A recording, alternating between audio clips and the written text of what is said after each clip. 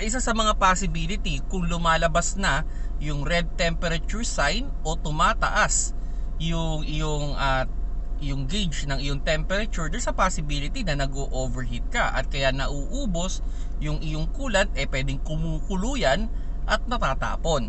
So yun yung isa sa mga possibility, no, na kaya yan ay nagkakaroon ng problema dahil nga kumukulo yung coolant kaya nauubos yung coolant mo. Now, isa sa mga possible issue diyan pwedeng yung iyong auxiliary fan motor baka naman hindi gumagana, kaya ang nangyayari nag-overheat ang iyong sasakyan.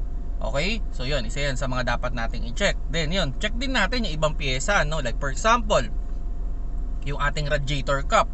Baka naman yung radiator cup natin ay sira na yung goma. So maybe tumatagas na yung ating coolant kaya nagbabawas. Isa rin dyan sa mga posibleng problema is yung ating radiator.